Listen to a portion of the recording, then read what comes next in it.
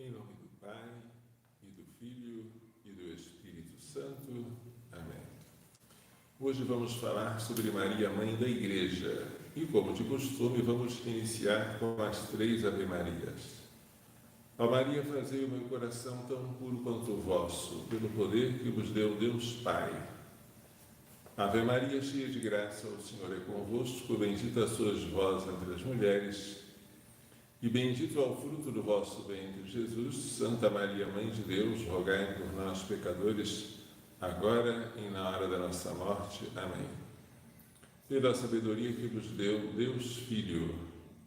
Ave Maria, cheia de graça, o Senhor é convosco. Bendita sois vós entre as mulheres, e bendito é o fruto do vosso ventre, Jesus.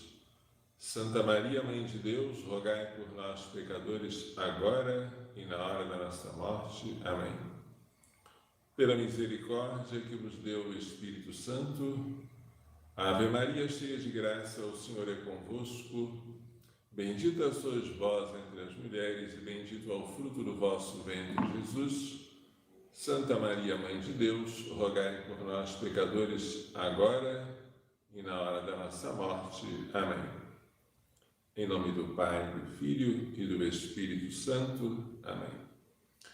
O título de Maria, Mãe da Igreja, foi dado solenemente pelo Papa Paulo VI durante o Concílio Vaticano II. E este título virou memória obrigatória agora no pontificado do Papa Francisco. Hoje, dia 24 de maio, é memória obrigatória de Maria, Mãe da Igreja. Curiosamente, neste ano, esta memória caiu logo após a solenidade de Pentecostes, que encerra o tempo pascal.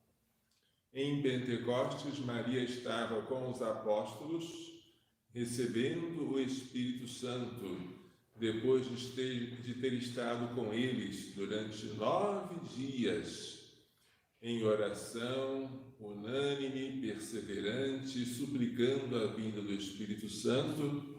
Ela agora participa da chegada do Espírito Santo em forma de vento e depois de fogo, e presencia a explosão da Igreja com entusiasmos, com conversões em massas, com as línguas se entendendo, com muitas pessoas sendo batizadas e parecendo até que os discípulos estão embriagados. São Pedro tem que se explicar: não estamos embriagados, é a hora terça do dia, são 9 horas da manhã. O que está acontecendo é o que previu o profeta Joel. O Espírito Santo desceu sobre toda a carne. Bem, este título de Maria, Mãe da Igreja, o Papa Paulo VI quis que fosse de modo especial destacado na terceira sessão, no encerramento da terceira sessão do Concílio Vaticano II, ou seja, em 1964. O concílio iria encerrar-se em 65. Em novembro de 64, ele fez um discurso que trata desse título, Maria, Mãe da Igreja. Vou tentar ler alguma coisa para vocês. Aqui quem fala agora é o Papa Paulo VI. Considerando as estreitas relações de Maria com a Igreja, para a glória da Santa Virgem e para nosso conforto, proclamamos Maria Santíssima, Mãe da Igreja, isto é, de todo o povo de Deus, tanto dos fiéis como dos pastores, que lhe chamam Mãe amorosíssima.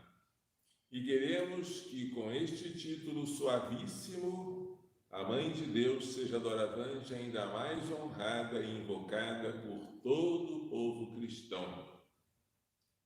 Trata-se, diz Paulo VI, de um título que não é novo para a piedade dos cristãos, pois é justamente com este nome de Mãe, de preferência a qualquer outro, que os fiéis e a Igreja toda costumam dirigir-se a Maria. Na verdade, ele pertence à genuína substância da devoção a Maria, achando sua justificação na própria dignidade da Mãe do Verbo encarnado. Efetivamente, assim como a maternidade divina, Mãe de Deus, é o fundamento da especial relação de Maria com Cristo e da sua presença na economia da salvação operada por Cristo Jesus, assim também essa maternidade constitui o fundamento principal das relações de Maria com a Igreja, Mãe de Deus, Mãe da Igreja, sendo ela a mãe daquele que, desde o primeiro instante da sua encarnação no seu seio virginal, uniu a si como cabeça o seu corpo místico, que é a Igreja. Quando Jesus foi concebido no seio de Maria, diz o Papa Paulo VI, ele uniu a si a Igreja, que é o seu corpo místico, de modo que Maria, ao conceber Jesus, concebeu também o seu corpo, que é a Igreja.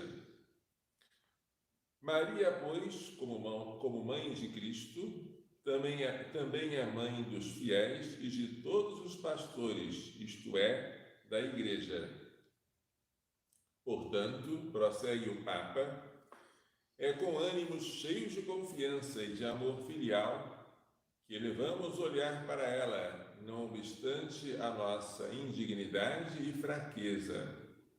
Ela, que em Jesus nos deu a fonte da graça, não deixará de socorrer a Igreja com seu auxílio materno, sobretudo neste tempo em que a esposa de Cristo, a Igreja, se empenha com novo alento na sua missão salvadora.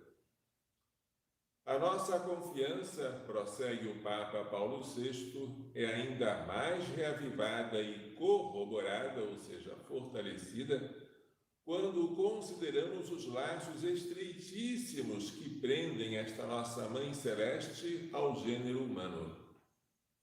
Embora na riqueza das admiráveis prerrogativas com que Deus a adornou para fazê-la digna mãe do Verbo encarnado, embora ela tenha todos esses privilégios maravilhosos, ela é, entretanto, a criatura preservada do pecado original em vista dos méritos de Cristo, e que aos privilégios obtidos junta a virtude especial de uma fé total e exemplar, merecendo o elogio evangélico de bem-aventurada és tu porque acreditaste. Embora tão elevada, ela está bem próxima de nós. Ela está pertíssimo de nós, porque ela, como nós, é filha de Adão. Como nós, ela é nossa irmã por laços de natureza. Então, ela é a nossa medianeira, a nossa intercessora, mas também ela está bem perto de nós, ela é uma entre nós, que foi elevada à dignidade sublime de Mãe de Deus. Aqui na Terra ela foi o modelo de fé, porque ela mereceu a bem-aventurança de Isabel, cheia do Espírito Santo, bem-aventurada és tu porque acreditaste. Na vida terrena, diz Paulo VI, ela realizou a perfeita figura do discípulo de Cristo, espelho de todas as virtudes, e encarnou as bem-aventuranças evangélicas proclamadas por Jesus Cristo. Por isso, toda a Igreja, na sua incomparável variedade de vida e de obras, encontra nela a forma mais autêntica de perfeita imitação de Cristo. A maternidade de Maria maternidade dela sobre a Igreja, se encontra, portanto, no ato de ela ter concebido virginalmente Cristo, fundador e cabeça da igreja, porque é impossível que ela fosse mãe da cabeça sem ser mãe também do corpo, e também na sua presença junto ao sacrifício redentor de Cristo, porque faz-nos questão de mostrar São João que ao pé da cruz estava sua mãe e o discípulo que ele amava. Junto à cruz de Jesus estava de pé sua mãe. Vendo a sua mãe e o discípulo que ele amava, João, Jesus disse à sua mãe: mulher, eis o teu filho. Depois disse ao discípulo: eis a sua mãe, eis a tua mãe. E o discípulo a recebeu em sua casa, ou em seu coração, ou naquilo que era seu. O discípulo amado, João, recebeu Maria como dádiva, como presente, mas João representava todos nós. João era a figura da comunidade, da igreja. Ele era apóstolo, ele era discípulo, aquele discípulo que havia colocado a cabeça sobre o peito de Jesus na última ceia. E quando Jesus entrega a Maria a João, ele a entrega a nós.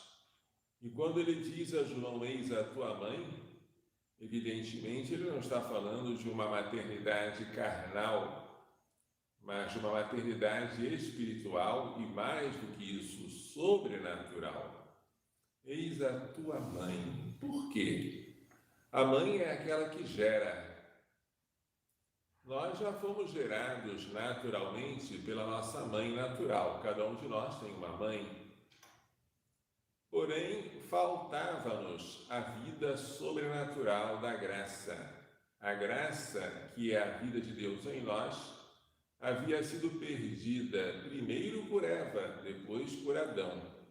E esta perda, este vazio, esta lacuna, havia sido transmitida de geração em geração, é o que nós chamamos de pecado original.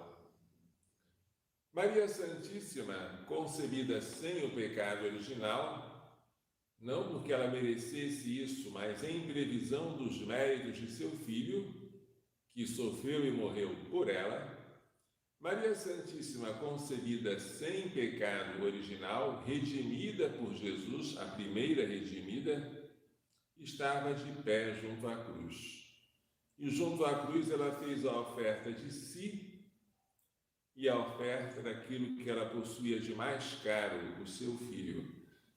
Ela estava lá de pé para salientar com essa posição vertical que não estava desesperada, não estava gritando, não estava arrancando os cabelos, ela estava de pé, sofrendo terrivelmente, dolorosissimamente, mas conscientemente, voluntariamente e com fé. Ela cria que seu filho é Deus e cria que ele poderia ressuscitar ao terceiro dia. Assim, modelo de fé para nós, modelo de esperança e de caridade, Maria Santíssima, ao pé da cruz, cooperou de maneira singular, ninguém como ela, para que nós obtivéssemos a graça. E a graça, repito, é a vida de Deus em nós. E quem nos dá a vida é nossa mãe. Portanto, ao cooperar para que nós tivéssemos a graça, ela se tornou nossa mãe na ordem da graça. E Paulo VI diz, mãe da igreja. Se nós temos um rio de água saindo do peito, água e sangue, representando o batismo e a Eucaristia, e descendo sobre cada um de nós uma fonte cristalina que nos purifica, nos alimenta. Se a Igreja nos dá com superabundância a graça de que nós necessitamos para vivermos em Deus, e para nos prepararmos para um dia vermos a Ele face a face, imersos na sua visão. Tudo isso foi obtido pelos méritos de Cristo, evidentemente, porque Cristo é Deus e Maria não é Deus, mas foi obtido com a presença, com a participação e com a cooperação de Maria, tanto quanto uma criatura é capaz de cooperar com o seu Criador. Não é sem razão que Jesus, chamado de Novo Adão por São Paulo, que consertou, reparou com a sua obediência até a morte a desobediência do primeiro Adão, não é sem razão que Jesus é chamado de Novo Adão e que Santo Irineu, um dos primeiros padres da Igreja, chama Maria de Nova Eva, porque a primeira Eva, chamada Eva porque foi a mãe de todos os viventes, transmitiu-nos a vida, é verdade, mas com a vida uma natureza humana ferida, rebelde a Deus, uma natureza sem a graça, inclinada ao pecado. E todos nós fomos concebidos e nascemos com o pecado original. Maria Santíssima, porém, lá ao pé da cruz, ela está na qualidade de nova Eva, ao lado do novo Adão, que é Jesus, fazendo um ato de obediência, não de rebelião, de obediência até a morte, um ato de entrega, um ato de fidelidade. E ela está perto de uma árvore, que é a cruz, não para comer do fruto proibido, como fez Eva, mas para se humilhar e se entregar, e entregar com ela o bendito fruto do seu ventre, Jesus, pela nossa salvação. Portanto, se é verdade que Maria deu à luz num parto sem dor, porque Jesus, ao passar por ela, não rompeu o seu corpo, ele passou de maneira milagrosa, como atravessaria as paredes do cenáculo na idade adulta. Também é verdade que quando Maria estava na cruz, ela sofreu as dores do parto. Talvez por isso ela apareça no capítulo 12 do Apocalipse como uma mulher gritando. Ela está vestida de sol, tendo a lua debaixo dos pés, na cabeça uma coroa de 2 estrelas, mas gritava entre as dores do parto. Ela não sofreu ao dar a luz a Jesus, mas sofreu ao fazer-nos nascer pela graça, junto de Jesus. Enquanto Jesus sofria derramando sangue, ela sofria derramando suas lágrimas. É verdade que Jesus é Deus e Maria é criatura, e entre Deus e a criatura a diferença é imensa. Porém, não é fora de propósito perguntar qual dos dois sofreu mais. Na qualidade de homem, quem sofreu mais? Foi Jesus ao ser crucificado, ou foi Maria ao presenciar a crucifixão do Filho? E não é blasfemo afirmar ou supor que ela sofreu mais do que ele, porque as mães costumam sofrer mais do que os filhos. É possível que ela, evidentemente, sem ter méritos como os dele, porque todos os méritos dela dependem dele, tanto quanto uma criatura depende do Criador, tanto quanto a redimida depende do Redentor, mas é possível que, no plano puramente da dor, do sofrimento, ela tenha sofrido mais do que ele. É possível e não tem nada de blasfemo supor ou afirmar uma coisa dessas. Seja como for, Jesus é o nosso Redentor, aquele que nos salvou do pecado original, aquele que nos devolveu a graça, e Maria aparece ao lado dele como cooperadora da redenção. É verdade que todos nós, quando carregamos a cruz de Cristo voluntariamente, como novos sirineus, também cooperamos com a obra da redenção, é verdade. Mas a cooperação de Maria é única, ela é ímpar, ela é singular. Ela cooperou com Jesus na qualidade de mãe e na qualidade de imaculada. Nenhum de nós tem esse privilégio de ter sido concebido sem pecado original, nem de ser, segundo a natureza, mãe de Jesus. Portanto, foi de maneira singular que ela cooperou com Jesus na obra da redenção. Ela é mãe da igreja, e quando os discípulos estavam reunidos no cenáculo, esperando a vinda da força do alto, que seria o Espírito Santo, eles não estavam à toa, nem estavam traçando planos de pastoral. Graças a Deus eles não estavam fazendo isso, mas estavam fazendo o mais importante: unânimes, perseverantes, em oração e com Maria. Assim diz Atos 1,14. Estando nesta oração perseverante e unânime com Maria, depois de muitos dias, 9 dias de oração, no 10º dia de Pentecostes, eles assistiram àquele vento e aquele fogo em forma de línguas descer sobre eles e fazer com que eles se encorajassem e saíssem para pregar e ver as línguas se entenderem, num espetáculo inverso ao que aconteceu em Babel, quando as línguas se desentenderam, porque os homens quiseram orgulhosamente construir uma torre que tocasse o céu. Agora o Espírito Santo humildemente desce e faz que as línguas que eram muitas se entendam. Ele faz a unidade e a concórdia. E Maria Santíssima está presente nisso tudo. Ela está presente quando a igreja é dada à luz, quando ela explode, porque o Pentecostes é como um parto. É uma coisa assim, a igreja já existia antes de Pentecostes, mas estava como que latente, como uma criancinha no ventre da mãe. Em Pentecostes, ela como que sai do ventre materno e começa a gritar. Mas não grita como uma criança que está chorando, ela grita de amor, grita de anúncio das maravilhas de Deus, grita para oferecer a graça, para batizar as multidões, para convertê-los. É assim que a igreja vai se espalhando pelo mundo inteiro com a força do alto.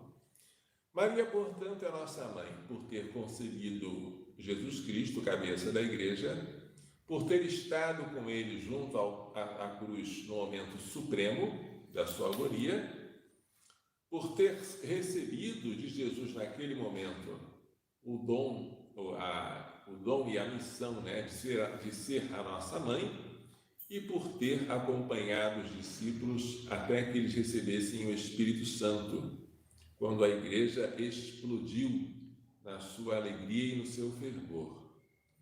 E Maria Santíssima esteve com João, o discípulo amado, até o momento em que ela foi assunta ao céu em corpo e alma. E lá no céu, ela é a nossa intercessora, ela intercede por nós.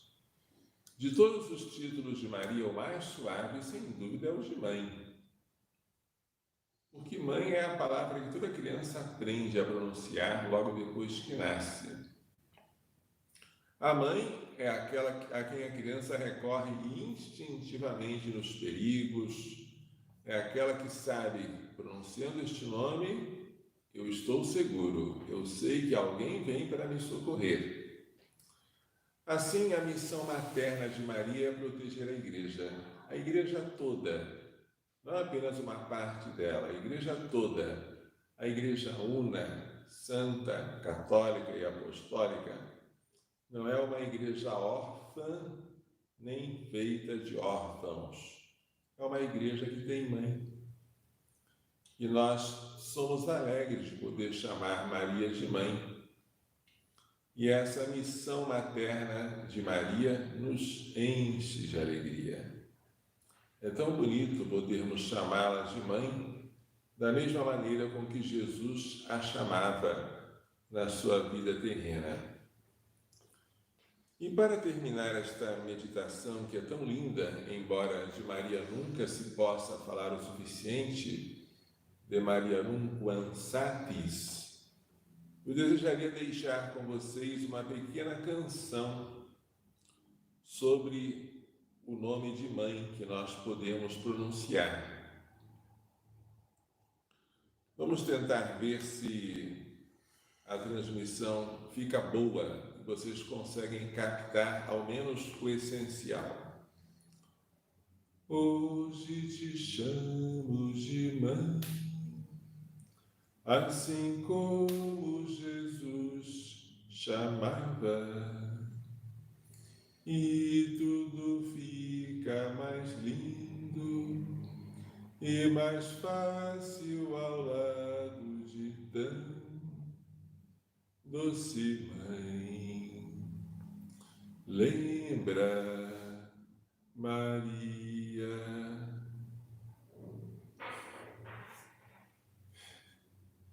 lembra, Maria, aquele dia em que o anjo do Senhor te visitou, dizendo que serias a mãe bendita do próprio Deus que te criou.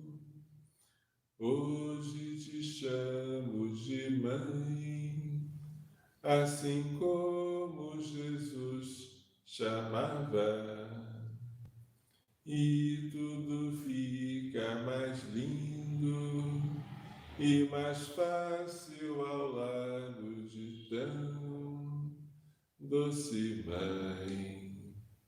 Lembra, Maria, aquele dia em que a caridade te impulsionou a ir às montanhas, servir a mãe de João Batista, o precursor.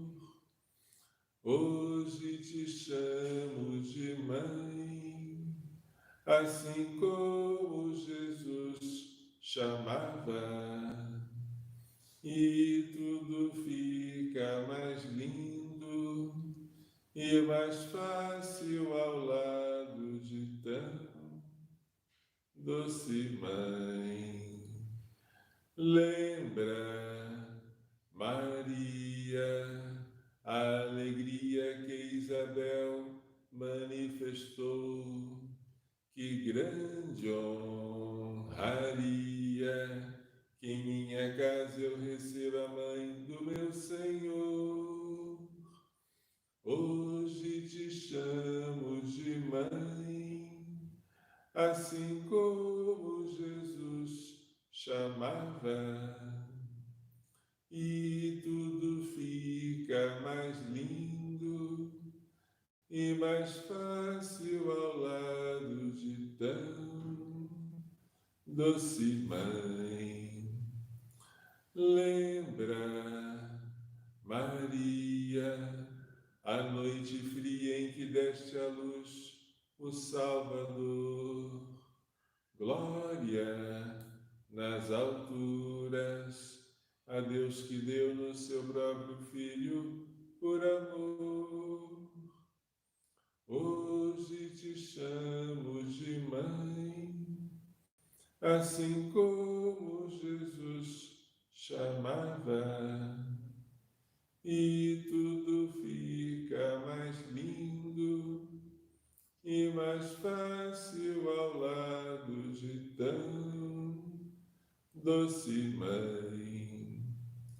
Lembra, Maria, que em agonia Jesus a nós te entregou. Eis-nos, teus filhos, que aqui viemos compartilhar a tua dor. Hoje te chamo de mãe, assim como Jesus chamava, e tudo fica mais lindo e mais fácil ao lado de tão doce mãe. Bonito, não é? Maria Santíssima é maravilhosa. Se ela não existisse, precisaria ser inventada. Mas ela foi inventada antes que eu pensasse. Ela existe. O mais bonito é pensar que ela não é apenas uma fada, uma figura assim linda, mas que infelizmente é imaginária. Não. Ela existe, ela é real. Ela está vestida de sol, é verdade, cheia de graça, cheia de luz, cheia de Deus, mas ela também é da nossa raça, da nossa carne, da nossa natureza. Ela está tão pertinho de nós, tão preocupada e interessada por nós, tão preocupada com o vinho que pode faltar na festa de casamento, tão preocupada com a sua parenta Isabel, que está grávida e que ela precisa servir, tão atenta aos detalhes para que não nos falte nada, não nos falte o vinho da Eucaristia, nem a fé em Jesus Eucarístico. Maria Santíssima é que faz com que a Igreja seja suave. Como nós não podemos viver sem Maria, não podemos também viver sem a Igreja. Portanto, se alguém convidar você a deixar a Igreja ou a deixar Maria, a resposta é uma só: eu não posso. Eu não posso viver sem mãe. Jesus não quis vir ao mundo sem uma mãe. E eu não sou maior que Jesus. Eu preciso de Maria não menos do que Jesus quis precisar dela na obra da encarnação e na obra da redenção. Não posso viver sem ela. Não posso deixar de pronunciar a saudação angélica. Ave, cheia de graça, o Senhor está contigo. Não posso deixar de fazer minhas as palavras que Isabel disse, cheia do Espírito Santo. Bendita és tu entre as mulheres, bendito é o fruto do teu ventre. Não posso deixar de recorrer a ela, dizendo: Santa Maria, Mãe de Deus, rogai por nós, pecadores, agora e na hora da nossa morte. Amém. Vamos então, sob a proteção dela, sob a sombra do seu manto virginal, terminar esta saudação, esta transmissão, pedindo bênçãos especiais para o Papa Francisco, que transformou este título de Mãe da Igreja numa memória obrigatória, que celebramos hoje, 24 de maio. E vamos pedir a ela que nunca nos falte a fidelidade aos ensinamentos de Cristo e a disposição de seguir o sopro do Espírito Santo. Porque se é verdade que o Espírito Santo fez nela maravilhas, ele também poderá fazer isso em nós, se nós não lhe opusermos resistência. O Senhor esteja convosco. Pela imposição de minhas mãos sacerdotais e pela invocação da minha aventurada Virgem Maria, Mãe da Igreja, de São José, seu castíssimo esposo, de São Luís Gonzaga, de São Luís Maria Grão de Montfort, de Santa Genevieve Mola, de Santa Teresa de Calcutá, de São João Paulo II, de São Miguel, São Gabriel, São Rafael, de todos os anjos e santos, abençoe-vos, proteja-vos e guarde-vos com toda a bênção do céu e da terra, Deus Todo-Poderoso, Pai, Filho e Espírito Santo. Amém. Coração Imaculado de Maria, livrai-nos da maldição do aborto.